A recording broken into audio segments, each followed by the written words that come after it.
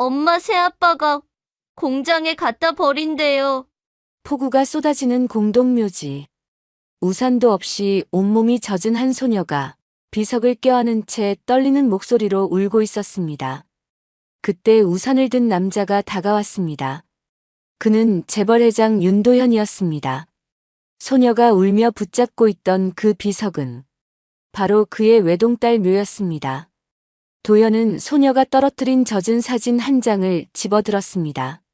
사진을 본 순간 그는 놀라 우산을 떨어뜨렸습니다. 그는 왜 사진을 보고 그렇게 놀랐던 걸까요? 그리고 폭우 속에서 울고 있던 소녀의 정체는 무엇이었을까요? 사연 시작 전 구독과 좋아요를 눌러주시고 어디서 듣고 계신지 댓글 남겨주시면 당신의 하루에 작은 기적이 깃들기를 바라겠습니다. 가을 장마가 시작된 날이었습니다.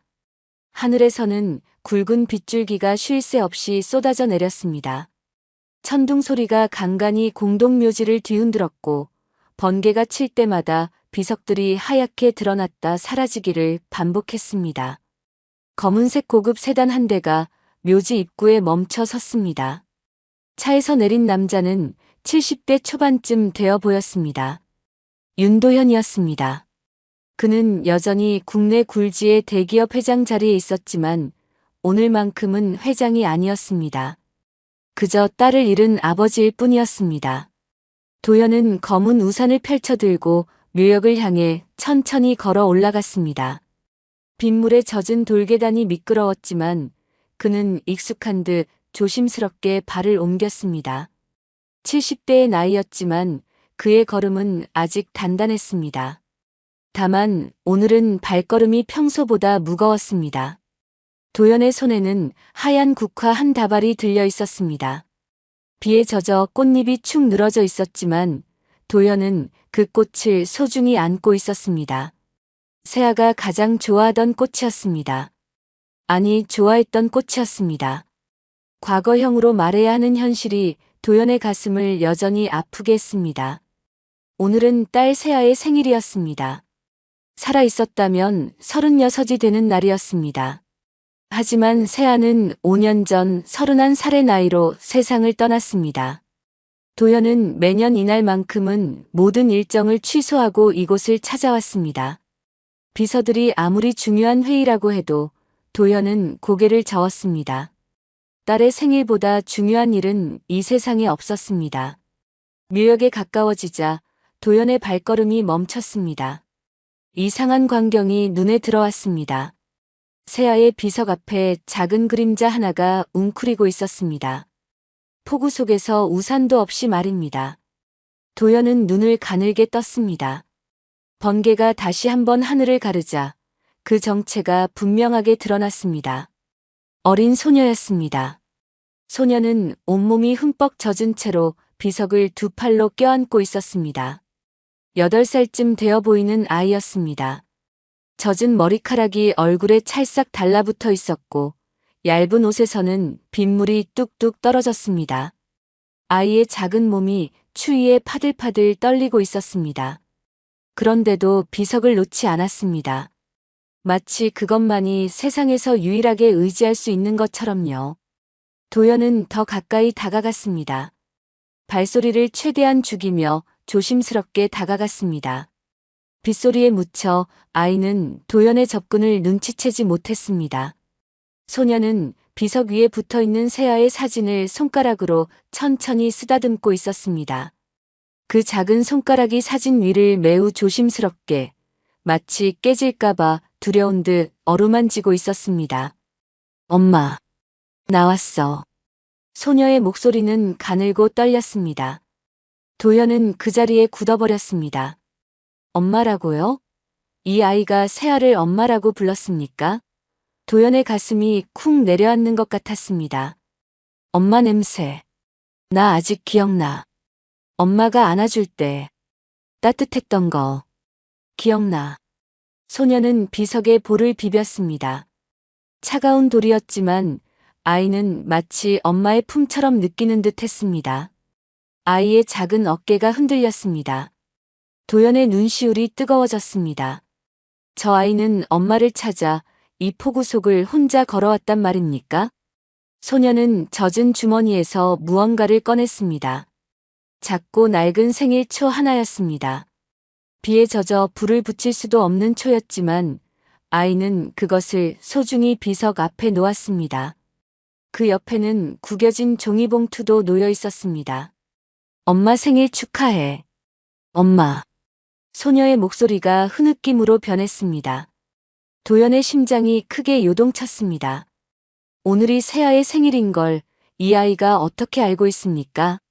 도연. 자신조차 회사 임원들 중 단 한 명도 이날을 기억하지 못했습니다. 도연이 일정을 비워놓자 비서들은 의아해했습니다. 하지만 이 어린아이는 알고 있었습니다. 소녀의 어깨가 심하게 떨리기 시작했습니다. 울음을 참는 아이의 어깨였습니다. 엄마, 무섭지 않아? 여기, 혼자 계시면, 무섭지 않으세요? 아이의 목소리에는 순수한 걱정이 담겨 있었습니다. 도연의 가슴이 미어졌습니다. 이 어린 것이 엄마를 걱정하고 있었습니다. 도연도 5년 동안 똑같은 생각을 했습니다. 딸이 저 차가운 땅 속에서 무섭지는 않을까, 외롭지는 않을까, 그런 생각들이 밤마다 도연을 괴롭혔습니다. 나도 엄마 없으면 무서운데 엄마도 무서우시겠다. 소녀가 비석을 더 꽉 껴안았습니다. 도연은 우산을 쥔 손에 힘이 들어가는 것을 느꼈습니다. 자신이 품지 못했던 딸을 이 아이는 지금 저렇게 품고 있었습니다. 소녀의 목소리가 더 작아졌습니다. 거의 속삭임에 가까웠습니다. 엄마 새아빠가 공장에 갖다 버린대요. 도연의 온몸이 얼어붙었습니다. 공장에 갖다 버린다고요? 빗소리 때문에 잘못 들은 걸까요? 도연은 더 가까이 다가갔습니다. 어떡해. 엄마. 나 혼자. 어떡해. 소녀가 흐느끼기 시작했습니다. 온몸을 떨며 소리 없이 우는 아이의 모습에 도연은 자신도 모르게 한 발 더 다가섰습니다. 그 순간 소녀가 껴안고 있던 낡은 종이봉투가 빗물에 완전히 젖어 찢어졌습니다. 봉투 안에 들어있던 물건들이 비석 앞 돌바닥으로 우르르 쏟아졌습니다. 그중 한 장의 사진이 도연의 발 앞까지 미끄러져 왔습니다. 도연은 반사적으로 몸을 숙여 그 사진을 집어들었습니다. 번개가 다시 번쩍이는 순간 사진 속 얼굴들이 선명하게 보였습니다. 도연의 숨이 멎었습니다. 손이 마구 떨렸습니다. 사진 속에는 딸 세아가 환하게 웃고 있었습니다. 도연이 본 적 없는 표정이었습니다. 너무나 행복해 보이는 얼굴이었습니다. 그 옆에는 본 적 없는 젊은 남자가 서 있었고 세아는 갓난아기를 품에 안고 있었습니다. 세 사람 모두 눈부시게 행복한 미소를 짓고 있었습니다. 가족 사진이었습니다. 세아야, 이게 뭐지? 도연의 목소리가 떨렸습니다. 평생 수많은 협상을 이끌고 큰 결정들을 내려왔던 회장의 목소리가 아니었습니다. 그저 딸의 비밀을 뒤늦게 알게 된 아버지의 떨리는 목소리였습니다. 이 아이가 내 딸이니? 세아야, 너는 언제? 이런. 도연의 눈에서 눈물이 흘러내렸습니다. 빗물과 섞여 뺨을 타고 흘렀습니다. 사진 속 세아는 너무나 행복해 보였습니다. 도연이 평생 한 번도 만들어주지 못했던 표정이었습니다. 도연은 사업에만 몰두했습니다. 세아가 자라는 동안 단 한 번도 제대로 안아준 기억이 없었습니다. 회사가 바빴습니다. 항상 바빴습니다.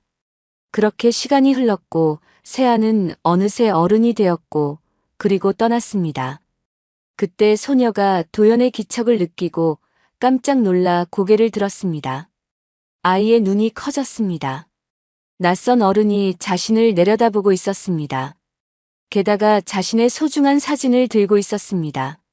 소녀는 사진을 챙길 겨를도 없이 비틀거리며 일어났습니다. 젖은 옷 때문에 몸이 무거웠지만 아이는 필사적으로 몸을 일으켰습니다. 그리고는 묘역 계단을 향해 뛰기 시작했습니다. 잠깐, 너 세아를 아는 거니? 기다려. 도연이 소리쳤지만 폭우와 천둥 소리에 묻혀버렸습니다. 도연은 소녀를 쫓아 발걸음을 옮기려 했지만 젖은 계단에 발이 미끄러지며 균형을 잃었습니다. 나이가 나이인지라 순간적으로 반응하지 못했습니다. 도연은 한쪽 무릎을 바닥에 짚으며 간신히 넘어지는 것을 막았습니다. 소녀는 이미 빗줄기 속으로 사라지고 없었습니다. 도연은 무릎을 짚고 그 자리에 주저앉았습니다. 한 손에는 우산이, 다른 한 손에는 젖은 사진이 들려 있었습니다. 저 아이, 내 손녀구나. 세아의 딸이구나. 도연은 사진을 가슴에 꼭 끌어안았습니다. 빗물과 눈물이 뒤섞여 얼굴을 타고 흘러내렸습니다. 평생 회사를 지키느라, 돈을 벌느라, 명예를 쌓느라, 정작 지켜야 할 것을 놓쳤습니다. 딸과 함께 보낼 시간을 놓쳤습니다. 딸이 사랑했던 사람을 알 기회도 놓쳤습니다. 손녀가 태어난 것도 몰랐습니다. 도연은 천천히 일어섰습니다. 비석을 향해 다가가 그 앞에 섰습니다. 딸의 사진이 빗물에 젖어 흐릿했지만 도연의 눈에는 여전히 선명했습니다. 세아야, 미안하구나. 아빠가 너를 제대로 지켜주지 못했구나. 도연의 목소리가 떨렸습니다. 네가 어떤 사랑을 했는지, 어떤 가정을 꾸렸는지 아빠는 아무것도 몰랐어. 항상 바쁘다는 핑계로 너한테 관심조차 주지 않았지. 도연은 무릎을 꿇고 비석 앞에 국화를 놓았습니다. 하지만 이제는 알았어. 저 아이를 내가 지켜야 한다는 걸. 네가 지키지 못한 아이를 아빠가 지킬게. 이번에는 절대 놓치지 않을 거야. 도연의 눈빛이 변했습니다. 슬픔과 후회로 가득했던 눈에 결연함이 담겼습니다. 그는 사진을 조심스럽게 가슴 주머니에 넣고 우산을 다시 펼쳤습니다. 소녀가 사라진 방향을 응시하며 도연은 천천히 묘역을 내려가기 시작했습니다. 폭우는 여전히 쏟아지고 있었지만 도연의 발걸음에는 힘이 실려 있었습니다. 이제 그는 단순한 회장이 아니었습니다. 손녀를 찾아야 하는 할아버지였습니다. 도연은 차로 돌아가지 않았습니다. 소녀가 사라진 방향을 향해 천천히 걸었습니다. 폭우는 여전히 쏟아지고 있었지만 도연은 개의치 않았습니다. 우산을 받쳐들고 골목을 따라 내려갔습니다. 골목마다 빗물이 고여 있었습니다. 가로등 불빛이 물웅덩이에 일렁이며 쓸쓸한 풍경을 만들어냈습니다. 도연은 멀리서 작은 그림자가 비틀거리며 걷는 모습을 발견했습니다. 소녀였습니다. 아이는 우산도 없이 계속해서 걷고 있었습니다. 도연은 거리를 유지하며 뒤따라갔습니다. 너무 가까이 다가가면 아이가 또 도망칠 것 같았습니다. 20m 정도 떨어진 채로 도연은 조용히 소녀의 뒤를 따랐습니다. 소녀는 한참을 걸었습니다. 작은 몸으로 폭우를 헤치며 계속 걸었습니다. 마침내 소녀가 낡은 건물 앞에서 멈췄습니다. 반지하 건물이었습니다. 페인트가 벗겨진 철문이 삐걱거리며 열렸고 소녀는 안으로 들어갔습니다. 도연은 건물 맞은편에 차를 세우고 창문 쪽을 바라봤습니다. 희미한 불빛이 창문 사이로 새어나왔습니다. 도연은 차 안에서 그 불빛을 응시했습니다. 잠시 후 소녀의 모습이 창문 너머로 보였습니다. 아이는 온몸이 흠뻑 젖은 채로 집 안에 들어선 것이었습니다. 예리는 옷도 제대로 갈아입지 못하고 그대로 식탁 의자에 주저앉았습니다. 머리카락에서는 물이 뚝뚝 떨어졌고 신발도 벗지 못한 채 축 늘어진 모습이었습니다. 아이는 스스로 수건을 찾으려고 일어섰지만 제대로 된 수건도 보이지 않았습니다. 결국 예리는 싱크대에 걸려있던 낡은 행주로 머리만 대충 닦았습니다. 도연의 가슴이 답답해졌습니다. 저렇게 젖은 채로 있으면 감기에 걸릴 텐데 아이를 돌봐주는 사람은 보이지 않았습니다. 예리는 냉장고를 열었습니다. 안에는 먹을 것이 별로 없어 보였습니다. 아이는 찬밥이 담긴 그릇을 꺼내 전자레인지에 돌렸습니다. 식탁에는 제대로 씻지 않은 플라스틱 그릇들이 쌓여 있었습니다. 함께 먹은 흔적은 전혀 없었습니다. 예리는 혼자였습니다. 전자레인지가 띵 소리를 내자 아이는 뜨거운 그릇을 꺼내 식탁에 놓았습니다. 손을 댈 뻔했지만 꾹 참는 모습이었습니다. 예리는 찬밥을 한 숟가락 떠서 입에 넣었습니다. 맛있어 보이지 않았습니다. 하지만 아이는 천천히 씹어 삼켰습니다.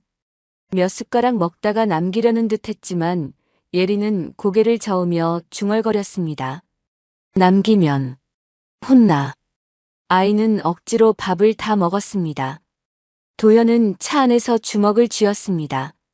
저 어린 것이 혼날까봐 두려워하며 밥을 먹고 있었습니다. 예리는 그릇을 설거지통에 넣고 낡은 가방에서 공책을 꺼냈습니다. 숙제를 하려는 모양이었습니다. 아이는 연필을 쥐고 공책에 무언가를 그리기 시작했습니다. 글씨가 아니라 그림이었습니다. 꽃 같기도 하고 사람 같기도 한 그림이었습니다. 예리는 그림을 그리다가 잠시 멈춰 섰습니다. 그리고는 공책을 가슴에 안았습니다. 도연은 창문 너머로 그 모습을 지켜봤습니다. 아이가 무엇을 그리는지 알 것 같았습니다. 엄마를 그리고 있는 거겠죠. 예리는 공책을 다시 펼쳐 그림을 완성했습니다. 그리고는 그 위에 고개를 숙이고 엎드렸습니다. 피곤했던 모양입니다. 아이는 그대로 잠들어 버렸습니다. 1시간쯤 지났을까요? 철문이 거칠게 열리는 소리가 들렸습니다. 도연은 긴장하며 창문 쪽을 바라봤습니다.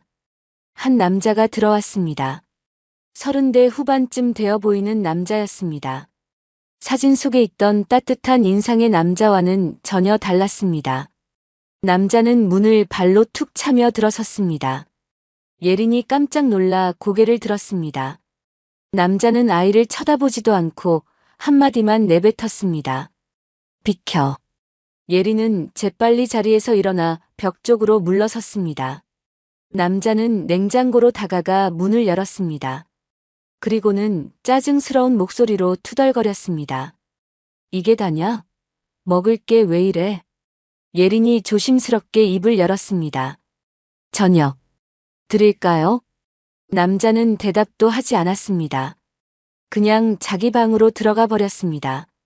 예린은 그 자리에 서서 남자의 방문이 닫히는 소리를 들었습니다. 잠시 후 남자가 다시 나왔습니다. 라면을 끓이려는 모양이었습니다. 남자는 냄비에 물을 끓이고 라면을 넣었습니다. 예린은 그 옆에서 조용히 쓰레기를 치웠습니다.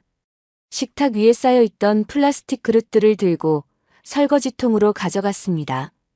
남자는 아이를 거들떠보지도 않았습니다. 라면이 끓자 남자는 냄비째 식탁에 가져왔습니다. 그리고는 혼자 먹기 시작했습니다. 예린은 그 옆에 서서 지켜보고 있었습니다. 남자는 라면을 후루룩 먹다가 식탁 위에 놓인 예린의 공책을 발견했습니다. 이게 뭐야? 남자가 공책을 집어들었습니다. 예린이 그린 그림이었습니다. 남자는 공책을 툭 던지며 차갑게 말했습니다. 그림 그릴 시간에 청소나 해. 예린이 움찔했습니다. 미안해요. 제가. 남자는 라면을 계속 먹으며 말했습니다. 말 안 들으면 공장에 갖다 버린다 알았어? 예린의 몸이 굳었습니다. 도연은 차 안에서 그 모습을 지켜보며 주먹을 불끈 쥐었습니다. 묘지에서 소녀가 했던 말이 사실이었습니다. 남자는 계속 말했습니다. 거기 가면 네가 어떻게 되는지 알지? 아무도 안 찾아와. 평생 거기서 썩는 거야. 예린은 고개만 끄덕였습니다. 눈물을 참으려고 애쓰는 게 보였습니다. 몸이 파들파들 떨리고 있었습니다. 남자는 라면을 다 먹고 그릇을 식탁에 그대로 두고 방으로 들어갔습니다. 예린은 한참 동안 그 자리에 서 있었습니다. 그리고는 조용히 그릇을 치우기 시작했습니다. 도연은 차 안에서 떨리는 손으로 핸들을 쥐었습니다. 사진 속 따뜻한 가족이 지금은 이런 모습이 되어 있었습니다. 저 남자는 누구입니까? 사진 속 남자와는 전혀 다른 사람이었습니다. 저 아이가 묘지에서 한 말이 진짜였구나. 도연의 목소리가 떨렸습니다. 저 아이를 당장이라도 데려오고 싶었습니다. 하지만 섣불리 움직일 수는 없었습니다. 증거가 필요했습니다. 저 남자가 누구인지, 왜 예린을 저렇게 대하는지 알아내야 했습니다. 도연은 차 안에서 밤새 그 집을 지켰습니다. 예린의 방에 불이 꺼질 때까지 지켜봤습니다. 그리고 마음속으로 다짐했습니다. 저 아이를 내가 반드시 지킬 거야. 이번에는 절대 놓치지 않을 거야. 다음 날 아침, 도연은 예린이 학교에 가는 모습을 지켜봤습니다. 아이는 여전히 낡은 옷을 입고 있었고, 가방은 해졌습니다. 도연은 노트를 꺼내 상황을 하나하나 기록하기 시작했습니다. 학대의 증거를 모으기 시작한 것이었습니다. 집으로 돌아온 도연은 서재 책상에 앉았습니다. 묘지에서 주운 사진을 조심스럽게 펼쳐 놓았습니다. 사진은 여전히 빗물에 젖어 있었습니다. 도연은 드라이기를 가져와 낮은 온도로 천천히 말렸습니다. 사진이 상할까봐 조심스러웠습니다. 사진이 마르자 도연은 돋보기를 꺼냈습니다. 사진 속 세아의 얼굴을 자세히 들여다봤습니다. 딸의 표정은 정말 행복해 보였습니다. 도연이 살아생전 한 번도 보지 못했던 미소였습니다. 세아는 갓난아기를 품에 안고 있었고 그 옆에는 젊은 남자가 서 있었습니다. 도연은 사진을 뒤집어 봤습니다. 뒷면에 흐릿하게 글씨가 써 있었습니다. 빗물에 번졌지만 읽을 수 있었습니다. 세아의 필체였습니다. 우리 첫가을 가족 사진. 도연의 손이 떨렸습니다. 가족 사진이라고 써 있었습니다. 세아에게 가족이 있었습니다. 남편이 있었고 아이가 있었습니다. 그런데 도연은 아무것도 몰랐습니다. 세아야, 너는 왜 나에게 아무 말도 안 했니? 도연의 목소리가 떨렸습니다. 눈물이 흘러내렸습니다. 딸이 결혼을 했다는 것도, 아이를 낳았다는 것도 몰랐습니다. 도연은 평생 회사 일에만 매달렸습니다. 딸과 제대로 대화한 적이 없었습니다. 언제부터인가 세아는 아버지에게 자신의 이야기를 하지 않게 되었습니다. 도연은 사진 속 남자를 다시 들여다봤습니다. 선한 인상이었습니다. 체격도 보통이었고 세아를 바라보는 눈빛이 따뜻했습니다. 하지만 어젯밤 예린의 집에서 본 남자는 전혀 달랐습니다. 인상도 달랐고 체격도 달랐습니다. 이 남자가 예린의 진짜 아버지일까? 도연은 사진 속 배경을 살폈습니다. 작은 카페 앞에서 찍은 사진 같았습니다. 뒤에 간판이 희미하게 보였지만 글씨를 읽을 수는 없었습니다. 나뭇잎이 노랗게 물든 것으로 보아 가을에 찍은 사진이 맞았습니다. 도연은 휴대전화를 꺼내 전화를 걸었습니다. 오래된 지인이었습니다. 은퇴한 탐사보도 기자 정민이었습니다. 정민은 60대 중반으로 오랫동안 사회부 기자로 일했던 사람이었습니다. 은퇴한 지금도 여러 사건들을 비공식적으로 조사하고 있었습니다. 정민 씨, 나요. 윤도현입니다. 아, 회장님. 무슨 일이십니까? 지금 시간 좀 있으시면 급히 만나 뵙고 싶은데요. 정민은 도연의 목소리가 평소와 다르다는 것을 알아챘습니다. 물론이죠. 어디서 뵐까요? 1시간 후, 두 사람은 조용한 찻집에서 마주 앉았습니다. 도연은 사진을 꺼내 정민에게 보여줬습니다. 정민은 사진을 받아들고 자세히 들여다봤습니다. 이 사진이 어디서 나온 겁니까? 제 딸 세아의 묘역에서 발견했습니다. 어린 소녀가 떨어뜨리고 간 거예요. 도연은 어제 있었던 일을 차근차근 설명했습니다. 폭우 속 묘지에서 소녀를 만난 것, 소녀가 세아를 엄마라고 부른 것, 공장에 버려진다는 말을 들은 것, 그리고 반지하 집에서 목격한 광경까지 모두 이야기했습니다. 정민은 심각한 표정으로 사진을 다시 봤습니다. 이 남자, 뭔가 숨겨진 신분 같은데요. 무슨 말씀이십니까? 사진 속 옷차림이나 분위기로 봐서는 평범한 사람 같지만 세아 박사님과 비밀 결혼을 했다는 것 자체가 심상치 않습니다. 정민은 사진 배경을 자세히 살폈습니다. 뒤에 보이는 카페 간판, 나뭇잎의 색깔, 그림자의 각도까지 꼼꼼히 봤습니다. 이 사진, 아마 5년 전쯤 찍힌 것 같습니다. 세아 박사님이 돌아가시기 직전이겠죠. 그렇다면 이 아기가 지금 제가 본 그 소녀일까요? 가능성이 높습니다. 도연은 예린의 집에서 목격한 상황을 더 자세히 설명했습니다. 젖은 채로 방치된 아이 혼자 먹는 찬밥, 그리고 공장에 버리겠다는 남자의 협박까지 말입니다. 정민의 표정이 굳어졌습니다. 이건 명백한 아동 학대입니다. 바로 조사해야 합니다. 하지만 섣불리 움직였다가는 알고 있습니다. 증거를 먼저 확보해야죠. 정민은 노트를 꺼내 메모하기 시작했습니다. 일단 그 남자가 누군지부터 알아봐야 합니다. 주소는 아십니까? 도연은 어젯밤 메모해둔 주소를 건넸습니다. 정민은 고개를 끄덕이며 받아 적었습니다. 그 남자의 신분, 직업, 예린 양과의 관계를 먼저 조사하겠습니다.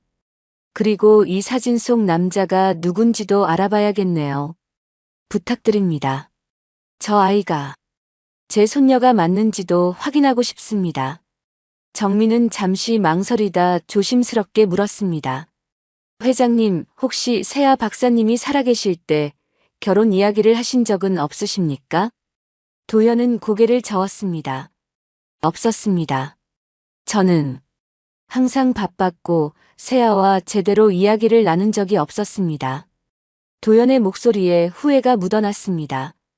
정민은 더 이상 묻지 않았습니다. 알겠습니다. 최대한 빨리 조사해 보겠습니다. 일단 이 사진은 제가 가져가도 되겠습니까? 복사본을 만들어 주시면 됩니다. 정민은 사진을 스캔하고 원본을 도연에게 돌려줬습니다. 도연은 사진을 소중히 지갑에 넣었습니다. 정민 씨, 저 아이가 정말 위험한 상황에 있는 것 같습니다. 공장에 갖다 버린다는 협박을 들었을 때 그 아이 표정을 도연의 목소리가 떨렸습니다. 정민은 도연의 손을 가볍게 잡았습니다. 걱정 마십시오.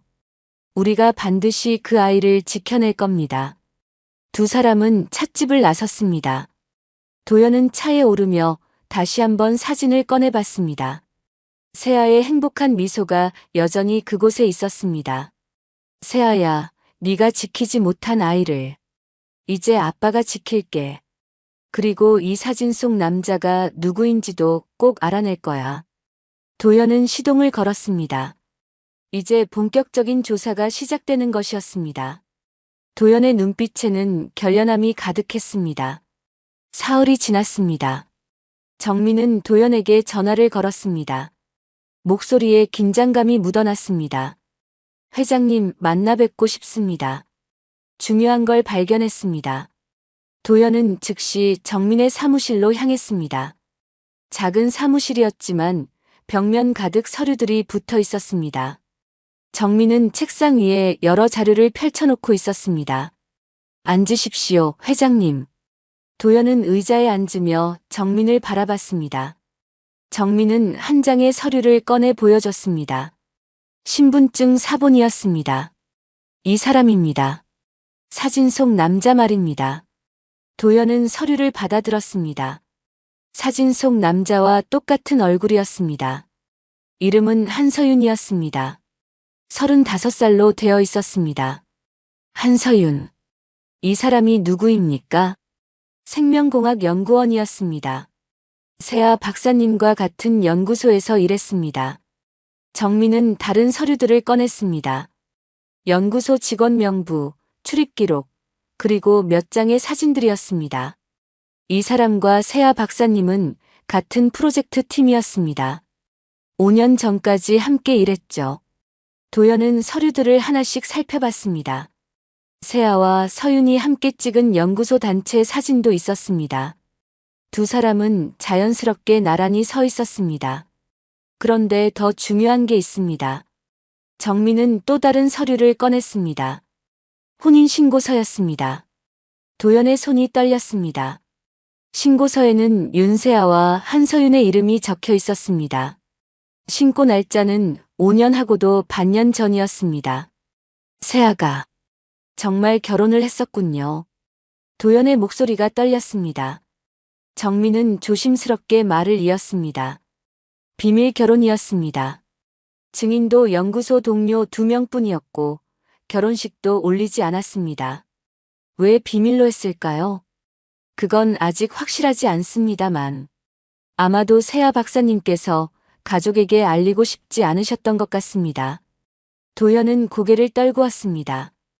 딸이 아버지에게 결혼 사실을 숨겼다는 것이 가슴 아팠습니다. 그만큼 자신과 딸 사이가 멀어져 있었다는 뜻이었습니다. 그리고 또 하나 중요한 사실이 있습니다. 정민은 출생신고서를 꺼냈습니다. 예린의 출생신고서였습니다. 부모란에는 윤세아와 한서윤의 이름이 적혀 있었습니다.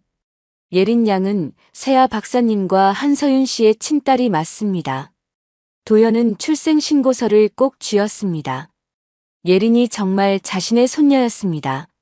세아가 남긴 유일한 혈육이었습니다. 그런데 이 한서윤이라는 사람은 지금 어디 있습니까? 정민의 표정이 어두워졌습니다.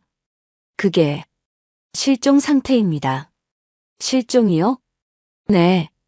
세아 박사님이 돌아가신 직후, 정확히는 이틀 뒤에 한서윤 씨도 사라졌습니다. 실종 신고가 되어 있습니다. 도연은 눈을 크게 떴습니다. 세아가 죽고 이틀 뒤에 남편까지 실종되었다는 것이 우연일 리 없었습니다. 누가 신고했습니까? 익명이었습니다. 전화로만 신고가 들어왔고 추적이 불가능했습니다. 정민은 경찰 실종 신고 기록을 보여줬습니다. 한서윤의 실종 신고는 5년 전 가을에 접수되었습니다. 하지만 별다른 조사 없이 종결되어 있었습니다. 경찰은 제대로 조사도 안 했군요. 네. 성인 실종 사건은 본인 의지로 사라진 경우가 많아서 적극적으로 수사하지 않는 경우가 많습니다. 도연은 서류들을 다시 살폈습니다. 세아의 사망 날짜와 서윤의 실종 날짜가 너무 가까웠습니다. 이 두 사건이 관련이 있다고 보십니까? 저는 그렇게 생각합니다. 그리고 한 가지 더 발견한 게 있습니다. 정민은 승철의 사진을 꺼냈습니다. 예린의 집에서 봤던 그 남자였습니다. 이 사람 이름은 박승철입니다. 전직 기자였는데 부정 취재와 허위 보고로 업계에서 퇴출당했습니다. 그 사람이 예린을 키우고 있는 건가요? 정확히는 보호자 행세를 하고 있습니다. 법적 보호자는 아닙니다. 도연의 표정이 굳어졌습니다. 그럼 불법으로 아이를 데리고 있다는 말입니까? 그렇다고 볼 수 있습니다. 그리고 더 의심스러운 점이 있습니다. 정민은 은행 거래 내역을 보여줬습니다. 세아 박사님이 돌아가신 직후 박승철의 계좌에 거액이 입금됐습니다. 출처는 불명입니다. 도연은 서류를 꼼꼼히 봤습니다. 5천만 원이라는 큰 돈이 입금되어 있었습니다. 이 돈은 어디서 나온 겁니까? 아직 추적 중입니다만 제약회사 쪽으로 연결되는 것 같습니다. 제약회사요? 네. 세아 박사님의 연구 자료가 사라졌다는 기록이 있습니다. 돌아가시기 직전까지 하시던 연구 자료 말입니다. 도연은 정민을 똑바로 바라봤습니다. 그 자료를 박승철이 빼돌렸다는 말씀입니까? 가능성이 높습니다. 그리고 한서윤 씨의 실종도 이와 관련이 있을 것으로 보입니다. 도연은 주먹을 쥐었습니다. 딸의 죽음 뒤에 이런 일들이 벌어지고 있었다는 것이 믿기지 않았습니다. 그렇다면 서윤이라는 사람은 지금 어디 있는 겁니까? 그걸 찾아야 합니다. 만약 살아있다면 박승철이 어떻게든 관련되어 있을 겁니다. 도연은 창밖을 바라봤습니다. 예린의 얼굴이 떠올랐습니다. 그 아이는 아버지도 잃고 어머니도 잃고 지금은 낯선 남자의 손에 방치되어 있었습니다. 정민 씨, 우리가 서윤을 찾아내야 합니다. 그 사람이 살아있다면 예린에게는 아버지가 있는 겁니다. 동감입니다. 계속 조사하겠습니다. 도연은 일어서며 말했습니다. 저도 세아의 옛 기록들을 다시 찾아보겠습니다. 뭔가 단서가 있을지도 모릅니다. 두 사람은 악수를 나눴습니다. 도연은 사무실을 나서며 다시 한번 다짐했습니다. 딸의 남편을 찾아내고 손녀를 지켜내야 한다고 말입니다. 그날 오후 도연은 예린의 학교 앞에 차를 세웠습니다. 학교 시간이 다가오고 있었습니다. 도연은 손녀를 직접 보고 싶었습니다. 멀리서라도 아이가 무사한지 확인하고 싶었습니다. 학교 정문이 열리고 아이들이 우르르 쏟아져 나왔습니다. 도연은 아이들 사이에서 예린을 찾았습니다. 작은 체구의 낡은 가방을 맨 예린이 보였습니다. 아이는 혼자 걷고 있었습니다. 다른 아이들은 친구들과 떠들며 걸었지만 예린은 고개를 숙인 채 조용히 걸었습니다. 도연의 가슴이 아팠습니다. 저 나이 또래 아이들은 친구들과 웃고 떠들어야 하는데 예린은 너무 조용했습니다. 마치 자신을 숨기려는 것처럼 보였습니다. 예린 옆으로 한 여자아이가 다가왔습니다. 반 친구인 것 같았습니다. 예린아, 우리 아빠가 오늘 학교에 오셨어. 예린이네 아빠는 뭐 하시는데? 예린이 걸음을 멈췄습니다. 아이는 한참 동안 입을 열지 못했습니다. 우리 아빠는요. 예린의 목소리가 작아졌습니다. 그리고는 말을 잇지 못했습니다. 여자아이는 예린을 기다리다가 그냥 가버렸습니다. 예린은 그 자리에 서서 고개를 더 숙였습니다. 도연은 차 안에서 그 모습을 지켜봤습니다. 손녀가 아버지에 대해 말하지 못하는 모습이 너무나 안타까웠습니다. 도연은 차에서 내려 예린에게 다가가고 싶었습니다. 하지만 참았습니다. 아직은 때가 아니었습니다. 예린은 천천히 집으로 향했습니다. 도연은 멀찍이 따라갔습니다. 아이가 무사히 집에 들어가는 것을 확인하고 도연은 평소처럼 차 안에서 집을 지켜봤습니다. 1시간쯤 지났을까요? 예린의 방에 불이 켜졌습니다. 아이는 책상 앞에 앉아 숙제를 하는 것 같았습니다. 도연은 안도의 한숨을 쉬었습니다. 그때 도연의 휴대전화가 울렸습니다. 정민이었습니다. 회장님, 중요한 정보를 찾았습니다. 지금 통화 가능하십니까? 네, 말씀하십시오. 제약회사 이름을 확인했습니다. 바이오젠텍이라는 중견 제약사입니다. 박승철에게 성금 명목으로 5천만 원을 보냈습니다. 도연은 긴장하며 들었습니다. 그 성금이 무엇 때문입니까? 세아 박사님의 연구 자료 때문입니다. 혈액 안정 단백질 관련 연구였습니다. 그 자료가 완성되면 엄청난 가치가 있다고 합니다. 그 자료를 승철이 가지고 있다는 말씀입니까? 그렇게 추정됩니다. 그리고 한 가지 더 발견했습니다. 한서윤 씨가 실종된 날짜와 박승철의 해외 출장 기록이 정확히 겹칩니다. 도연의 표정이 굳어졌습니다. 그게 무슨 의미입니까? 박승철이 한서윤 씨의 실종에 관여했을 가능성이 높습니다. 도연은 숨을 깊이 들이마셨습니다. 예린의 집을 바라보며 생각에 잠겼습니다. 그때 예린의 집에서 이상한 움직임이 보였습니다. 승철이 거실을 돌아다니며 전화 통화를 하고 있었습니다. 승철의 목소리가 창문을 통해 새어나왔습니다. 크고 흥분된 목소리였습니다. 그 자료만 있으면 10억은 받는다고. 조금만 더 기다려. 도연은 차에서 내려 집 가까이 다가갔습니다. 승철의 목소리가 더 선명하게 들렸습니다. 한서윤, 그자는 어차피 아무 말도 못해. 걱정 마. 도연의 온몸에 소름이 돋았습니다. 한서윤이 살아있다는 뜻이었습니다. 하지만 말을 못하게 되어 있다는 것은 무슨 의미일까요? 승철은 통화를 끝내고 방으로 들어갔습니다. 도연은 곧바로 정민에게 전화를 걸었습니다. 정민 씨, 방금 승철의 통화를 들었습니다. 한서윤이 살아있는 것 같습니다. 정말입니까? 네. 하지만 어디론가 감금되어 있는 것 같습니다. 정민은 잠시 침묵했습니다. 회장님, 이제 경찰에 신고해야 할 것 같습니다. 하지만 증거가 제가 모은 자료들이 있습니다. 충분히 수사를 시작할 만합니다. 도연은 예린의 방을 바라봤습니다. 아이는 여전히 책상 앞에 앉아 있었습니다. 예린이가 걱정됩니다. 우리가 움직이면 승철이 아이에게 해를 끼칠 수도 있습니다. 그래서 더 빨리 움직여야 합니다. 이 남자 아이에게도 위험합니다. 그때였습니다. 승철이 예린의 방으로 들어가는 모습이 보였습니다. 도연은 긴장하며 지켜봤습니다. 승철은 예린의 책상 서랍을 열고 뒤지기 시작했습니다. 예린이 놀라 일어섰습니다. 승철은 서랍 속에서 작은 상자를 꺼냈습니다.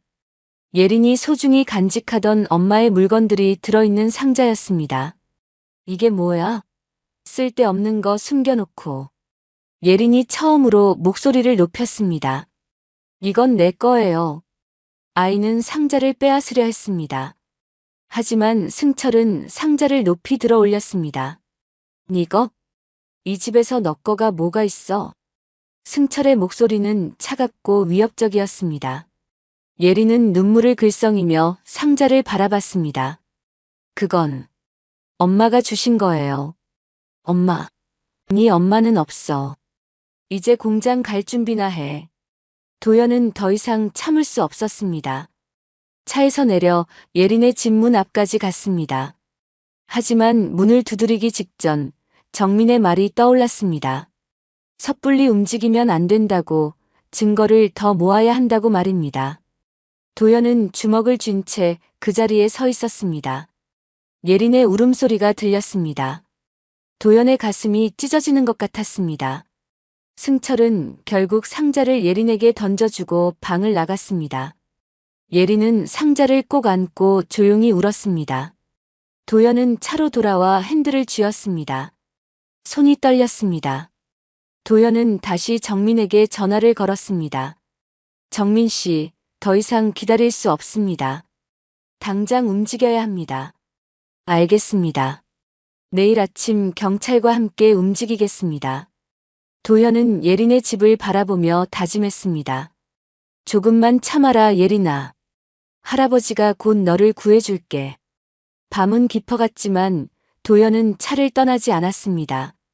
손녀를 지키기 위해 그는 그 자리를 지켰습니다. 새벽이 밝았습니다. 도연은 차 안에서 밤을 지샜습니다. 눈이 충혈되어 있었지만 정신은 또렷했습니다. 예린이 학교에 가는 모습을 확인한 뒤 도연은 정민에게 전화를 걸었습니다. 정민 씨, 지금 어디십니까? 회장님, 중요한 걸 찾았습니다. 경기도 외곽에 승철이 자주 드나들던 병원이 있습니다. 주소를 보내주십시오. 지금 바로 가겠습니다. 1시간 반을 달려 도연은 외곽의 한적한 시골길에 도착했습니다. 정민이 낡은 건물 앞에 서 있었습니다. 3층짜리 건물이었는데 폐업한 지 오래된 것 같았습니다. 페인트는 벗겨져 있었고 간판도 반쯤 떨어져 있었습니다. 청솔 요양병원이라는 글씨가 희미하게 보였습니다. 2년 전에 폐업한 병원입니다. 승철의 출입 기록이 여러 번 있었습니다. 정민의 설명에 도연은 고개를 끄덕였습니다. 두 사람은 건물 주변을 둘러봤습니다. 정문은 잠겨 있었지만 뒤쪽 비상구가 열려 있었습니다. 안으로 들어가자 곰팡이 냄새가 코를 찔렀습니다. 복도는 어두웠고 여기저기 먼지가 쌓여 있었습니다. 조심하십시오, 회장님. 바닥이 미끄럽습니다. 정민이 손전등을 켜고 앞장섰습니다. 복도 양쪽으로 병실들이 늘어서 있었습니다. 문이 열린 방들을 들여다보니 낡은 침대와 의료기구들이 방치되어 있었습니다. 이 병원의 환자 기록이 모두 삭제되어 있었습니다. 의도적으로 지운 겁니다. 누가 그랬습니까? 그건 알 수 없지만 뭔가 숨기려 했던 게 분명합니다. 두 사람은 2층으로 올라갔습니다. 간호사실로 보이는 방에 들어서자 낡은 컴퓨터와 서류들이 보였습니다. 정민은 가방에서 노트북을 꺼냈습니다. 컴퓨터 전문가에게 복원 프로그램을 받아왔습니다. 삭제된 파일이라도 흔적은 남으니까요. 정민은 노트북을 낡은 컴퓨터에 연결했습니다. 화면에 여러 파일들이 나타나기 시작했습니다. 대부분 손상되어 있었지만 몇 개는 복구가 가능했습니다. 여기 이상한 파일이 있습니다. 특별관찰 403호라고 되어 있네요. 정민이 파일을 열자 환자 기록이 나타났습니다. 하지만 이름과 주민등록번호가 지워져 있었습니다. 환자 신분을 일부러 지웠군요. 하지만 날짜는 남아 있습니다. 도연은 화면을 들여다봤습니다. 이번 날짜가 5년 전 가을로 되어 있었습니다. 도연의 얼굴이 창백해졌습니다. 이 날짜, 세아가 죽고 바로 그 주입니다. 맞습니다. 한서윤 씨가 실종된 바로 그때입니다. 정민은 다른 파일을 열었습니다. CCTV 영상 파일이었습니다. 화면에는 복도를 지나가는 들것이 보였습니다. 환자의 얼굴은 이불로 덮여 있었고 2명의 남자가 들것을 밀고 있었습니다. 영상을 멈춰 주십시오. 도연이 화면을 가리켰습니다. 들것을 미는 남자 중 한 명이 승철이었습니다. 저 남자, 박승철입니다. 확실합니까? 틀림없습니다. 저 체격, 저 걸음걸이. 제가 며칠간 지켜봤습니다. 두 사람은 말없이 3층으로 올라갔습니다. 403호실을 찾는 데는 오래 걸리지 않았습니다. 문을 열자 창문에 철창이 설치되어 있었고 침대에는 가죽끈이 달려 있었습니다. 이건 감금용 시설입니다. 정민의 목소리가 떨렸습니다. 도연은 방 안으로 들어갔습니다. 벽에 무언가 긁힌 자국이 보였습니다. 가까이 다가가자 글씨였습니다. 예린아 미안해라고 쓰여 있었습니다. 사위, 당신이 이런 곳에 이렇게. 도연의 목소리가 떨렸습니다. 눈시울이 붉어졌습니다. 정민이 조용히 다가왔습니다. 회장님, 아직 살아계실 가능성이 있습니다. 그렇겠죠. 그래야 합니다. 침대 밑에서 작은 약병이 보였습니다. 정민이 그것을 집어들었습니다. 수면제입니다. 용량이 상당히 강하네요. 의식을 잃게 하려고 먹인 겁니까? 그럴 가능성이 높습니다. 저항하지 못하게 말이죠. 이틀 후 도현과 정민은 조용한 카페에서 전 간호사를 만났습니다. 50대 중반의 여성이었습니다. 그때 일이 지금도 악몽으로 나옵니다. 간호사의 목소리가 떨렸습니다. 어떤 일이 있었습니까? 도연이 조심스럽게 물었습니다. 어느 날 밤이었어요. 원장님이 특별 환자가 온다고 하셨습니다. 아무에게도 말하지 말라고 하시면서요. 그 환자를 보셨습니까? 아니요. 얼굴을 볼 수 없었어요. 항상 이불이 덮여 있었고요. 403호에만 있었습니다. 누가 돌봤습니까? 정민이 물었습니다.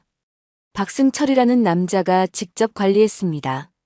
약도 직접 먹이고 저희는 그 방에 접근할 수 없었어요.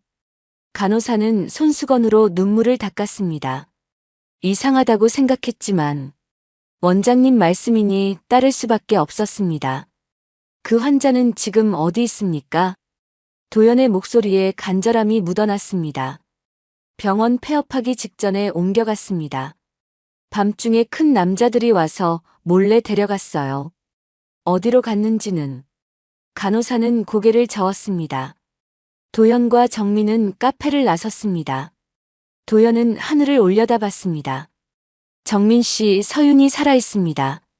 반드시 살아있어요. 네, 저도 그렇게 믿습니다. 이제 승철이 어디에 숨겨놓았는지 찾아야 합니다. 시간이 얼마 없을 겁니다. 서둘러야 합니다. 도연의 주먹이 불끈 쥐어졌습니다. 반드시 찾아낼 겁니다.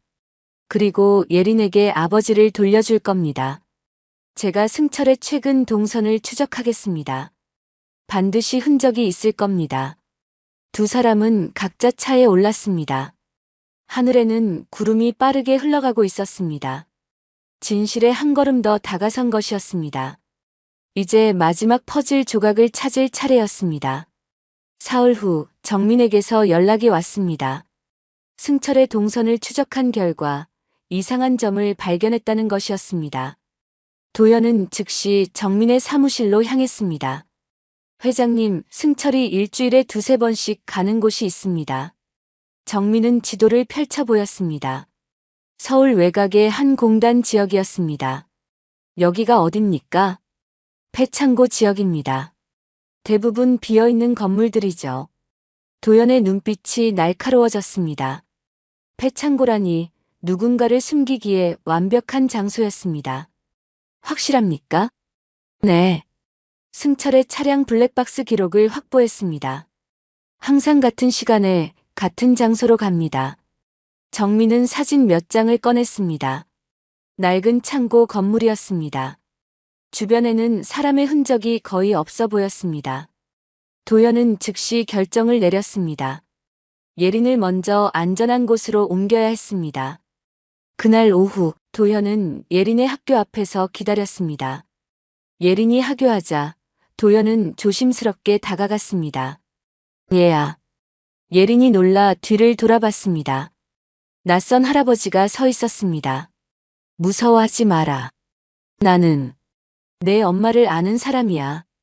예린의 눈이 커졌습니다. 도연은 주머니에서 사진을 꺼냈습니다.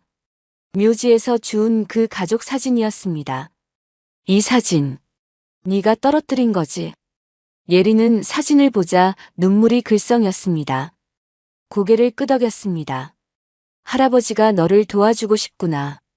너 혼자 사는 게 너무 힘들지. 예린은 대답하지 못했습니다. 다만 눈물만 뚝뚝 떨어졌습니다. 도연은 정민을 불렀습니다. 정민이 차를 몰고 다가왔습니다. 이분이 너를 안전한 곳으로 데려다 줄 거야. 며칠만 참아라. 할아버지가 너를 꼭 지켜줄게. 예린은 두려운 듯 주변을 둘러봤습니다. 하지만 결국 고개를 끄덕이며 정민의 차에 올랐습니다. 정민은 예린을 믿을 만한 지인의 집으로 데려갔습니다. 도연은 안도의 한숨을 쉬었습니다. 이제 승철과 맞서도 예린은 안전했습니다. 그날 밤 도현과 정민은 승철의 집 앞에서 대기했습니다. 밤 10시쯤 승철이 집에서 나왔습니다. 차에 올라타고 어디론가 향했습니다. 도연은 멀찍이 뒤따라갔습니다. 1시간을 달려 승철의 차는 공단 지역에 도착했습니다. 정민이 말했던 바로 그 창고였습니다. 승철은 주변을 살피며 건물 안으로 들어갔습니다. 도연은 차에서 내려 조용히 건물 외벽을 따라 이동했습니다. 창고 뒤편에 작은 창문이 있었습니다. 도연은 조심스럽게 안을 들여다봤습니다. 희미한 불빛 아래 철제 침대가 보였습니다. 그리고 그 위에 누워있는 사람이 있었습니다. 수척하고 창백한 얼굴이었습니다. 하지만 사진 속 남자와 같은 얼굴이었습니다. 서윤. 도연의 입에서 작은 소리가 새어나왔습니다. 사위가 살아있었습니다. 도연은 즉시 정민에게 연락했습니다. 정민 씨 찾았습니다. 서윤이 여기 있습니다. 지금 경찰과 함께 가고 있습니다. 절대 혼자 들어가지 마십시오. 30분 후 경찰차 2대가 조용히 도착했습니다. 정민도 함께였습니다. 경찰은 건물을 포위했습니다. 도연이 모은 증거들과 정민의 조사 자료가 충분했기에 경찰은 즉시 수색영장을 발부받을 수 있었습니다. 박승철. 경찰이다. 나와라. 경찰의 외침이 건물을 울렸습니다. 안에서 당황한 소리가 들렸습니다. 승철이 뒷문으로 도망치려 했지만 이미 경찰이 그곳을 막고 있었습니다. 손들어. 움직이지 마. 승철은 결국 체포되었습니다. 경찰이 수갑을 채우는 동안 승철은 버럭 소리를 질렀습니다. 당신들이 뭘 안다고. 그 자식 죽어도 싸. 도연은 승철을 똑바로 바라봤습니다. 내 딸을, 내 사위를, 내 손녀를. 당신이 어떻게 했는지 다 알고 있어. 도연의 목소리는 차가웠지만 떨리고 있었습니다. 승철은 도연을 보고 얼굴이 하얗게 질렸습니다. 당신이 윤 회장. 승철은 더 이상 말하지 못했습니다. 경찰이 그를 끌고 나갔습니다. 도연은 창고 안으로 들어갔습니다. 서윤이 누워있는 침대로 다가갔습니다. 가까이서 보니 서윤의 상태는 심각했습니다. 탈수와 영양실조로 몸이 바짝 말라 있었습니다. 의식도 흐릿했습니다. 사위야. 나다. 장인이야. 도연은 서윤의 손을 잡았습니다. 서윤의 눈이 천천히 떠졌습니다. 초점이 맞지 않는 눈동자였지만 무언가를 말하려는 듯 입술이 움직였습니다. 예린. 세아. 서윤의 목소리는 너무나 약했습니다. 도연은 서윤의 손을 꼭 쥐었습니다. 예린이는 안전해. 내가 지키고 있어. 이제 괜찮아. 당신도 안전해. 구급차가 도착했습니다. 응급구조사들이 서윤을 들것에 옮겼습니다. 링거를 꽂고 산소 마스크를 씌웠습니다. 도연은 구급차에 함께 올라탔습니다. 구급차가 병원으로 향하는 동안 도연은 서윤의 손을 놓지 않았습니다. 창밖으로 밤하늘이 보였습니다. 별들이 반짝이고 있었습니다. 사위, 이제 다 끝났어. 우리 예린이를 함께 지키자. 도연의 눈에서 눈물이 흘러내렸습니다. 5년 만에 찾은 사위였습니다. 딸이 사랑했던 사람이었습니다. 그리고 손녀의 아버지였습니다.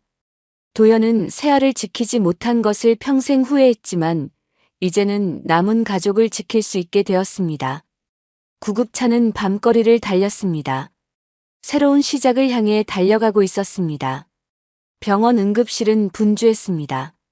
서윤은 중환자실로 옮겨졌고 의료진이 급히 치료를 시작했습니다. 도연은 중환자실 밖 복도에서 기다렸습니다. 1시간, 2시간이 흘렀습니다. 벽에 걸린 시계 초침 소리만 유난히 크게 들렸습니다. 도연은 복도를 오가며 손을 비볐습니다. 식은땀이 났습니다. 의사가 나왔을 때는 새벽 3시가 넘어 있었습니다. 도연은 급히 다가갔습니다. 보호자 되시는 분이십니까? 네, 제 사위입니다. 어떻습니까? 의사는 심각한 표정으로 고개를 저었습니다. 상태가 매우 안 좋습니다. 장기간 영양실조와 탈수 상태였고 근육도 많이 손실되었습니다. 회복에 상당한 시간이 걸릴 겁니다. 의식은 돌아올 수 있습니까? 천천히 회복될 것으로 보입니다. 다행히 뇌 손상은 없습니다. 하지만 방심할 수 없는 상태입니다. 도연은 가슴을 쓸어내렸습니다. 그날 새벽 도연은 정민에게 연락했습니다. 예린을 데려오라고 했습니다. 아버지가 살아있다는 것을 아이에게 알려주고 싶었습니다. 아이가 얼마나 기뻐할까 생각하니 도연의 입가에 미소가 지어졌습니다. 아침 8시쯤 정민이 예린과 함께 병원에 도착했습니다. 예린은 복도를 걸으며 두리번거렸습니다. 낯선 병원이 무서운 듯 정민의 손을 꼭 잡고 있었습니다. 도연이 다가가자 예린은 조금 놀란 표정을 지었습니다. 예린아, 할아버지가 너한테 보여줄 게 있단다. 도연은 예린의 손을 조심스럽게 잡았습니다. 아이의 손이 차가웠습니다. 도연은 예린을 중환자실 창문 쪽으로 데려갔습니다. 유리창 너머로 침대에 누운 서윤이 보였습니다. 링거를 맞고 있었지만 얼굴은 평화로워 보였습니다. 예린은 그 모습을 보고 온몸이 굳었습니다. 작은 입이 벌어졌습니다. 손이 떨렸습니다. 아빠. 예린의 입에서 작은 소리가 새어나왔습니다. 눈물이 주르르 흘러내렸습니다.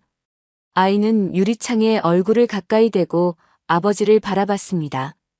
그래, 내 아빠야. 할아버지가 찾아냈어. 이제 아빠가 너랑 함께 할 수 있어. 예린은 유리창에 두 손을 모두 대고 눈물을 흘렸습니다. 작은 어깨가 들썩거렸습니다. 도연도 아이의 어깨를 안으며 함께 울었습니다. 5년 만에 아버지를 본 아이의 마음이 얼마나 아플까요? 도연의 가슴도 미어졌습니다. 그런데 바로 그 순간이었습니다. 예린이 갑자기 비틀거렸습니다. 작은 몸이 한쪽으로 기울었습니다. 도연이 황급히 아이를 잡았지만 예린은 그대로 힘없이 쓰러졌습니다. 예린아, 예린아. 도연의 외침이 복도를 울렸습니다. 간호사들이 급히 달려왔습니다. 예린은 눈을 감은 채 축 늘어져 있었습니다. 얼굴이 창백했습니다. 입술이 파랗게 질렸습니다. 할아버지, 어지러워요. 숨이 안 쉬어져요. 예린이 희미하게 중얼거렸습니다. 도연은 예린의 손을 꼭 잡았습니다. 손이 너무 차가웠습니다. 얼음장 같았습니다. 괜찮아, 의사 선생님들이 계셔. 금방 나아질 거야. 할아버지가 여기 있어. 의료진이 즉시 예린을 들것에 옮겼습니다. 도연도 함께 뛰어갔습니다. 응급실로 향하는 동안 예린의 손을 놓지 않았습니다. 아이의 손이 점점 더 차가워지는 것 같았습니다. 도연은 공포를 느꼈습니다. 응급실 문이 닫혔습니다. 도연은 밖에서 기다려야 했습니다. 안에서는 의사들의 다급한 목소리가 들렸습니다. 혈압 떨어집니다. 산소 포화도 확인. 링거 추가. 의료진의 외침이 문틈으로 새어나왔습니다. 도연은 두 손을 모으고 기도했습니다. 평생 기도라는 것을 해본 적 없는 사람이었지만 지금은 간절했습니다. 제발, 제발 우리 예린이를 살려주십시오. 도연의 목소리가 떨렸습니다. 눈물이 흘러내렸습니다. 70평생 살면서 이렇게 무력한 적이 없었습니다. 회사를 경영할 때도 큰 결정을 내릴 때도 항상 자신감이 있었습니다. 하지만 지금은 아무것도 할 수 없었습니다. 그저 기다릴 수밖에 없었습니다. 30분이 지났습니다. 도연에게는 30시간처럼 느껴졌습니다. 정민이 다가와 도연의 어깨를 잡았습니다. 회장님, 진정하십시오. 예린 양은 강한 아이입니다. 정민 씨, 만약 예린이한테 무슨 일이 생기면 나는... 도연은 말을 잇지 못했습니다. 손이 떨렸습니다. 정민이 도연을 의자에 앉혔습니다. 1시간 후 의사가 나왔습니다. 표정이 매우 심각했습니다. 도연은 벌떡 일어났습니다. 선생님, 예린이는 괜찮습니까? 의사는 잠시 망설이다 천천히 말했습니다. 환자의 혈액 수치가 급격히 떨어지고 있습니다. 희귀 면역 질환으로 보입니다. 면역 질환이요? 그게 뭡니까? 도연의 목소리가 떨렸습니다. 의사는 차분히 설명했습니다. 몸의 면역 체계가 스스로를 공격하는 병입니다. 매우 드문 질환이고 일반적인 치료로는 효과가 없습니다. 도연의 다리에 힘이 풀렸습니다. 의자에 주저앉을 뻔했습니다. 그럼 어떻게 해야 합니까? 치료 방법이 있습니까? 가족 중에서 적합한 혈청을 가진 분이 있어야 합니다. 특정 항체가 필요한데 이건 혈연관계, 그것도 직계 가족에서만 발견됩니다. 도연은 즉시 소매를 걷어 올렸습니다. 제 피를 쓰십시오. 당장 가져가십시오. 하지만 의사는 고개를 저었습니다. 죄송하지만 할아버지와 손녀 사이로는 맞지 않습니다. 부모와 자식 간의 직계가 필요합니다. 특히 아버지 쪽 혈통이 중요합니다. 도연은 그 순간 서윤을 떠올렸습니다. 희망이 보였습니다. 떨리는 목소리로 말했습니다. 아버지가 있습니다. 지금 중환자실에 있습니다. 환자 상태가 어떻습니까? 많이 약해져 있지만 의식은 있습니다. 회복 중입니다. 의사는 급히 고개를 끄덕였습니다. 지금 당장 혈액 검사를 해보겠습니다. 시간이 많지 않습니다. 의사가 서윤의 병실로 달려갔습니다. 도연도 따라갔습니다. 서윤은 침대에 누워 있었습니다. 링거를 맞으며 조금씩 기력을 회복하고 있었습니다. 의사가 설명하자 서윤의 눈이 커졌습니다. 예린이가 아프다고요? 서윤의 목소리는 약했지만 또렷했습니다. 도연이 다가가 서윤의 손을 잡았습니다. 사위, 예린이가 위험해. 내 피가 필요해. 검사를 해봐야 해. 서윤은 팔을 내밀었습니다. 링거줄이 연결되어 있었지만 개의치 않았습니다. 당장 가져가세요. 예린이를 살려야 해요. 의사가 혈액을 채취했습니다. 검사실로 급히 보냈습니다. 결과가 나오기까지 40분이 걸렸습니다. 도연은 복도를 오가며 기다렸습니다. 손톱을 물어뜯었습니다. 평생 그런 적 없었지만 지금은 참을 수 없었습니다. 마침내 의사가 달려왔습니다. 얼굴에 희미한 미소가 보였습니다. 기적입니다. 서윤 씨의 혈청이 예린 양에게 정확히 맞습니다. 매우 희귀한 항체를 가지고 있습니다. 도연은 그 자리에 주저앉을 뻔했습니다. 정민이 급히 부축했습니다. 감사합니다. 정말 감사합니다. 도연의 눈에서 눈물이 쏟아졌습니다. 하지만 의사의 다음 말에 긴장이 풀리지 않았습니다. 하지만 서윤 씨의 상태가 워낙 약합니다. 혈청을 채취하면 본인도 위험할 수 있습니다. 동의가 필요합니다. 도연은 즉시 중환자실로 갔습니다. 서윤은 침대에서 일어나려 하고 있었습니다. 간호사가 말리고 있었습니다. 예린이, 어디 있어요? 보러 가야 해요. 사위, 진정해. 예린이를 살릴 방법이 있어. 내 혈청이 필요해. 하지만 내 몸 상태가 안 좋아서. 서윤은 도연의 말을 끊었습니다. 괜찮습니다. 당장 제 피를 가져가세요. 예린이를 살려야 해요. 위험할 수 있어. 내 몸도 약한데. 서윤의 눈에는 결연함이 가득했습니다. 눈물이 흘러내렸습니다. 장인어른, 저는 5년 동안 예린이 생각만 했습니다. 세아가 마지막에 예린이를 부탁한다고 그랬어요. 서윤의 목소리가 떨렸습니다. 제가 예린이를 지키지 못했습니다. 그 나쁜 놈한테 빼앗겼습니다. 이제라도 아빠로서 해야 할 일을 하고 싶습니다. 도연의 가슴이 미어졌습니다. 두 손으로 서윤의 손을 꼭 잡았습니다. 사위, 고맙네. 정말 고마워. 우리 세아가 좋은 사람을 만났구나. 아닙니다. 제가 세아를 지키지 못해 죄송합니다. 두 사람은 손을 맞잡고 한참을 울었습니다. 세아를 잃은 슬픔이 예린을 지키려는 간절함이 뒤섞여 있었습니다. 의사가 들어왔습니다. 서윤의 최종 동의를 받았습니다. 간호사들이 체열 준비를 시작했습니다. 서윤은 침대에 누운 채 팔을 내밀었습니다. 제 딸, 꼭 살려주세요. 제발. 주사 바늘이 서윤의 팔에 꽂혔습니다. 붉은 피가 천천히 주머니에 채워지기 시작했습니다. 도연은 그 모습을 지켜보며 두 손을 모았습니다. 세아야, 내 남편이 지금 딸을 살리고 있어. 하늘에서 도와줘. 우리 예린이를 지켜줘. 도연의 기도가 조용히 울려 퍼졌습니다. 창밖으로는 아침 햇살이 비쳐 들어오고 있었습니다. 서윤의 혈청이 채취되었습니다.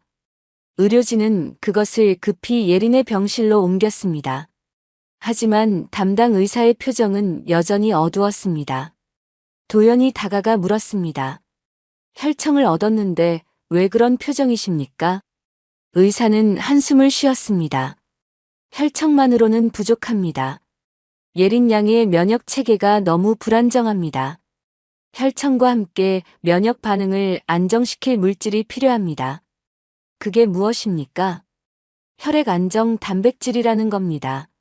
매우 희귀한 물질이고 개발 중인 것도 거의 없습니다. 도연은 그 순간 무언가 떠올랐습니다. 정민이 조사했던 내용 중에 세아의 연구 자료가 사라졌다는 이야기가 있었습니다. 그 연구가 바로 혈액 안정 단백질에 관한 것이었습니다. 잠깐만요. 제 딸이 그 연구를 했습니다. 윤세아 박사님 말씀이십니까? 의사의 눈이 커졌습니다. 네, 맞습니다. 자료가 어디 있는지 찾아보겠습니다. 도연은 즉시 정민에게 전화를 걸었습니다. 정민은 세아의 연구실이 아직 그대로 남아있다는 것을 기억했습니다.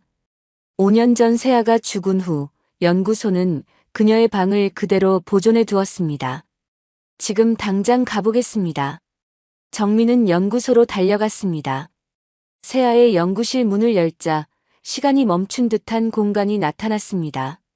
책상 위에는 세아의 사진이 놓여 있었고 서류들이 그대로 쌓여 있었습니다.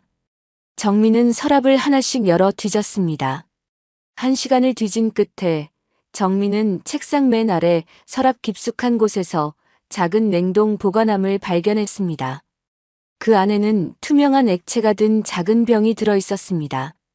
라벨에는 세아의 글씨로 적혀 있었습니다. 혈액 안정 단백질 시제품. 정민은 즉시 병원으로 달려갔습니다. 보관함을 의사에게 건네며 숨을 헐떡였습니다. 이게 맞습니까? 의사는 라벨을 확인하고 눈이 휘둥그레졌습니다. 맞습니다. 바로 이겁니다. 의료진이 급히 샘플을 분석했습니다. 다행히 아직 사용 가능한 상태였습니다. 의사는 즉시 수술 준비에 들어갔습니다. 지금부터 서윤 씨의 혈청과 이 단백질을 결합해 예린 양에게 투여하겠습니다. 위험한 수술입니다. 각오하셔야 합니다. 도연은 고개를 끄덕였습니다. 수술실 문이 닫혔습니다. 도연과 서윤 그리고 정민은 수술실 밖에서 기다렸습니다. 서윤은 휠체어에 앉아 있었습니다. 혈액을 뽑은 후라 몸이 더 약해져 있었지만 수술실 문을 똑바로 바라보고 있었습니다. 세 사람은 손을 맞잡았습니다. 말없이 기도했습니다. 시간이 느리게 흘렀습니다. 수술실 안에서는 긴박한 상황이 벌어지고 있었습니다. 예린의 작은 몸에 링거줄이 여러 개 꽂혀 있었습니다. 의사가 먼저 세아의 단백질을 주입했습니다. 모니터의 수치들이 요동쳤습니다. 혈압 떨어집니다. 간호사의 목소리가 긴장되어 있었습니다. 예린의 얼굴이 더 창백해졌습니다. 체온이 급격히 내려갔습니다. 모니터에서 경고음이 울렸습니다. 체온 재가열 준비. 의사의 지시가 빠르게 이어졌습니다. 따뜻한 담요가 예린을 감쌌고 체온을 올리는 장치가 작동했습니다. 10분이 지나자 체온이 조금씩 오르기 시작했습니다. 이제 혈청을 투여합니다. 의사가 서윤의 혈청을 천천히 주입했습니다. 모니터를 지켜보는 모든 이들의 눈빛이 긴장되어 있었습니다. 처음에는 아무 변화가 없었습니다. 하지만 5분쯤 지나자 예린의 혈액 수치가 조금씩 안정되기 시작했습니다. 수치가 올라갑니다. 간호사의 목소리에 희망이 섞였습니다. 혈압이 정상으로 돌아왔습니다. 산소 포화도도 올라갔습니다. 예린의 창백했던 얼굴에 조금씩 핏기가 돌기 시작했습니다. 기적입니다. 정말 기적이에요. 젊은 간호사의 눈에 눈물이 맺혔습니다.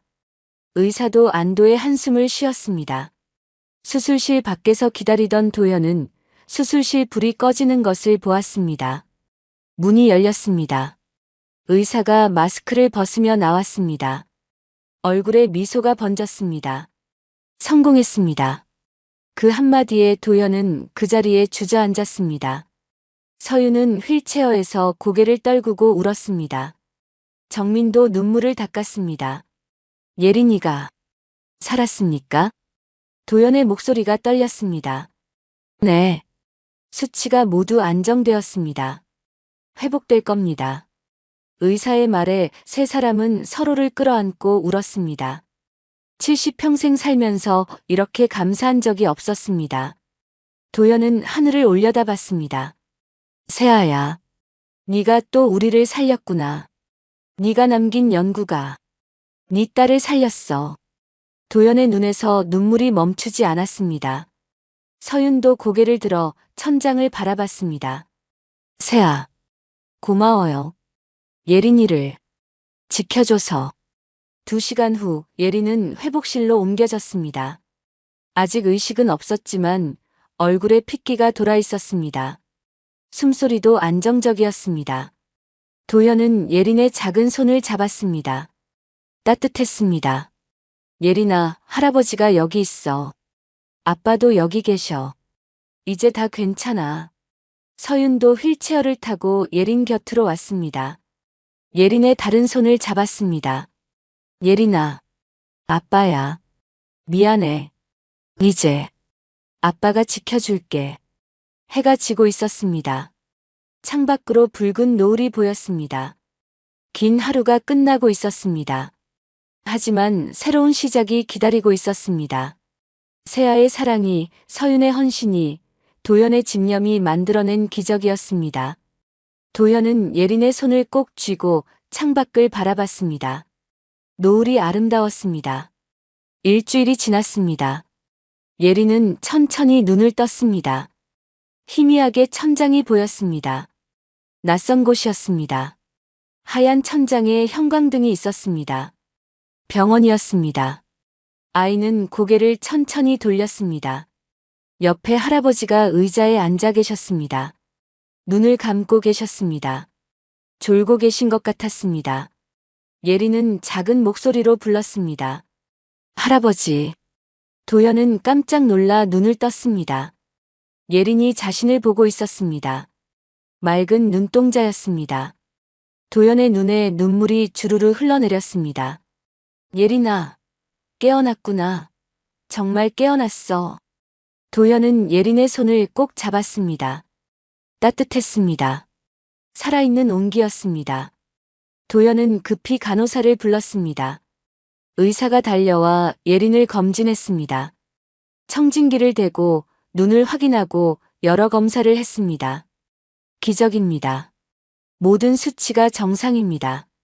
의사의 말에 도현은 그 자리에서 무릎을 꿇고 감사의 기도를 했습니다. 평생 처음 하는 진심 어린 기도였습니다. 예린은 천천히 주변을 둘러봤습니다. 낯선 병실이었지만 무섭지 않았습니다. 할아버지가 곁에 계셨기 때문입니다. 할아버지, 아빠는 어디 있어요? 예린이 조심스럽게 물었습니다. 도연은 환한 미소를 지었습니다. 옆 병실에 계셔. 아빠도 치료받고 계시는데 곧 만날 수 있어. 조금만 기다려. 아빠도 아프세요? 많이 아프셨어. 하지만 이제 나아지고 계셔. 예린이 덕분이야. 예린은 고개를 끄덕였습니다. 눈물이 글썽거렸습니다. 서윤도 회복 중이었습니다. 예린에게 혈청을 준 후 많이 약해졌지만 영양제와 수액을 맞으며 천천히 기력을 되찾고 있었습니다. 예린이 깨어났다는 소식을 들은 서윤은 침대에서 일어나려 했습니다. 아직 안 됩니다. 휠체어를 타셔야 합니다. 간호사가 말렸지만 서윤은 고집했습니다. 제 딸을 보러 가야 합니다. 당장 가야 해요. 결국 서윤은 휠체어를 탔습니다. 간호사가 밀어주며 예린의 병실로 향했습니다. 복도가 길게 느껴졌습니다. 서윤의 심장이 빠르게 뛰었습니다. 5년 만에 제대로 보는 딸이었습니다. 병실 문이 열렸습니다. 예린이 침대에 앉아 있었습니다. 아버지를 보았습니다. 수척하고 야윈 모습이었습니다. 머리는 많이 빠져 있었고 볼은 푹 꺼져 있었습니다. 하지만 분명히 아버지였습니다. 사진 속 그 따뜻한 눈빛이었습니다. 아빠. 예린의 목소리가 떨렸습니다. 서윤은 휠체어에서 비틀거리며 일어났습니다.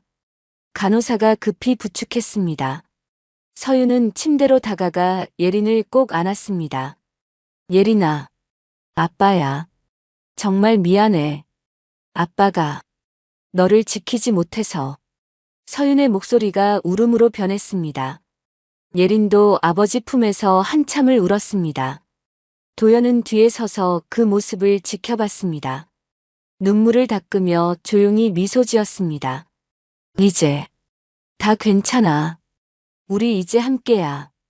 도연이 두 사람의 어깨에 손을 얹었습니다. 세 사람은 한참을 그렇게 서 있었습니다. 한 달 후 박승철의 재판이 열렸습니다. 법정은 방청객들로 가득했습니다. 정민의 다큐멘터리가 방영된 후 이 사건은 전국적인 관심사가 되었습니다. 검사가 증거들을 하나씩 제시했습니다. 서윤을 감금한 증거, 세아의 연구 자료를 훔친 증거, 예린을 학대한 증거들이 차례로 나왔습니다. 정민이 모은 자료들이었습니다. 피고는 한서윤 씨를 5년간 불법 감금했습니다. 윤세아 박사의 귀중한 연구 자료를 훔쳐 제약회사에 팔려 했습니다. 그리고 어린 예린 양을 방치하고 학대했습니다. 검사의 목소리가 법정에 울렸습니다. 방청석에 앉은 도연은 승철을 똑바로 바라봤습니다. 승철은 고개를 숙이고 있었습니다. 판사가 판결문을 읽기 시작했습니다. 피고인 박승철에게 징역 15년을 선고한다. 피고인의 행위는 계획적이고 악질적이었으며 어린아이의 생명까지 위협했다. 용서받을 수 없는 범죄다. 망치 소리가 울렸습니다. 승철은 법정에서 끌려나갔습니다. 도연은 자리에서 일어났습니다. 정의가 바로 선 것이었습니다. 법정 밖에서 정민이 기다리고 있었습니다. 회장님, 끝났습니다. 이제 정말 끝났어요. 정민 씨, 고맙습니다. 당신이 아니었다면. 아닙니다. 제가 할 일을 했을 뿐입니다. 정민은 이 사건을 잃어버린 가족이라는 제목의 다큐멘터리로 만들었습니다. 방송이 나가자 사회적으로 큰 반향을 일으켰습니다. 시청자 게시판에는 댓글이 쏟아졌습니다. 가족의 소중함을 다시 생각하게 됐습니다. 아동 학대 절대 안 됩니다. 윤 회장님과 예린이에게 행복이 가득하길 바랍니다. 2달 후 예린은 퇴원했습니다. 도연의 집으로 갔습니다. 넓은 저택이었습니다. 정원에는 꽃들이 가득했고 거실은 따뜻한 햇살로 가득했습니다. 예린은 처음으로 진짜 집이라는 것을 느꼈습니다. 예린아, 이제 이 집이 내 집이야. 내 방도 따로 있어. 도연이 2층으로 예린을 데려갔습니다. 분홍색 벽지로 꾸며진 예쁜 방이었습니다. 새 침대, 새 책상, 새 옷장이 놓여 있었습니다. 할아버지, 이게 다 내 거예요? 그럼 다 내 거야. 예린은 방을 둘러보며 눈물을 흘렸습니다. 행복의 눈물이었습니다. 서윤도 함께 이사를 왔습니다. 도연은 별채를 서윤의 공간으로 마련해 주었습니다. 서윤은 그곳에서 재활치료를 받으며 건강을 되찾고 있었습니다. 예린이 학교에 복학하는 날이었습니다. 도연과 서윤이 함께 예린을 데려다 주었습니다. 예린은 새 교복을 입고 있었습니다. 깨끗한 흰 블라우스에 검정 치마였습니다. 새 가방도 메고 있었습니다. 얼굴에는 환한 미소가 번졌습니다. 학교 정문 앞에서 예린이 친구들을 만났습니다. 한 친구가 반갑게 달려왔습니다. 예린아, 오랜만이야. 어디 아팠어? 응, 조금 아팠어. 이제 다 나았어. 다행이다. 그런데 예린아, 내 아빠는 뭐 하시는데? 예린은 뒤를 돌아봤습니다.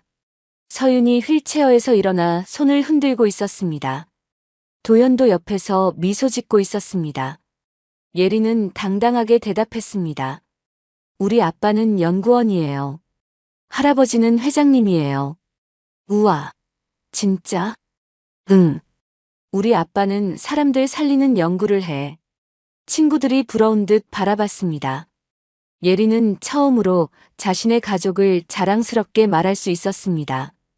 도연과 서윤은 멀리서 그 모습을 지켜봤습니다. 사위, 우리 예린이가 정말 씩씩해졌어. 네, 장인어른. 제가 지키지 못한 시간들을 이제라도 채워야죠. 그래, 우리 함께 채워가자. 두 사람은 서로를 바라보며 고개를 끄덕였습니다. 그날 저녁 도연은 회사 이사회를 소집했습니다. 중요한 발표가 있었습니다.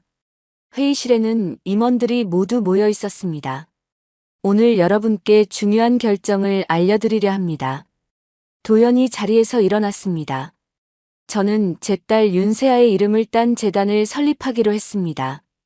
윤세아 희망재단입니다. 희귀 질환으로 고통받는 어린이들을 돕는 재단입니다. 임원들이 박수를 쳤습니다. 도연은 계속 말했습니다. 제 사위 한서윤 씨가 이사장을 맡을 것입니다. 제 딸이 남긴 연구를 이어받아 더 많은 아이들을 살리는 것이 우리의 목표입니다. 회의실은 뜨거운 박수로 가득 찼습니다. 가을이 왔습니다. 세아의 기일이자 생일이었습니다. 도현과 서윤 그리고 예리는 함께 묘역을 찾았습니다. 1년 전 폭우가 쏟아지던 그날과 달리 오늘은 맑은 날씨였습니다. 하늘은 높고 푸르렀습니다. 세아의 비석 앞에 국화 꽃다발을 놓았습니다. 세 사람은 나란히 섰습니다. 예린이 먼저 비석에 손을 대고 말했습니다. 엄마, 나 이제 괜찮아요. 아빠도 찾았어요. 할아버지도 만났어요. 엄마가 걱정하지 않아도 돼요. 서윤이 무릎을 꿇고 비석에 이마를 댔습니다. 세아, 정말 고마워요. 당신이 남긴 연구가 예린이를 살렸어요. 당신은 죽어서도 엄마였어요. 영원한 엄마예요. 도연은 비석을 천천히 어루만졌습니다. 차가운 돌이었지만 딸의 온기가 느껴지는 것 같았습니다. 세아야, 아빠가 이제야 제대로 된 아버지가 됐구나. 너무 늦었지. 하지만 네가 남긴 가족은 아빠가 꼭 지킬게. 약속한다. 세 사람은 한참을 그 자리에 서 있었습니다. 바람이 불어왔습니다. 나뭇잎이 흔들리며 바스락거렸습니다. 마치 세아가 대답하는 것 같았습니다. 엄마도 같이 있는 것 같아요. 예린이 하늘을 올려다보며 말했습니다. 그래, 엄마는 항상 우리와 함께 계신단다. 하늘에서 우리를 지켜보고 계셔.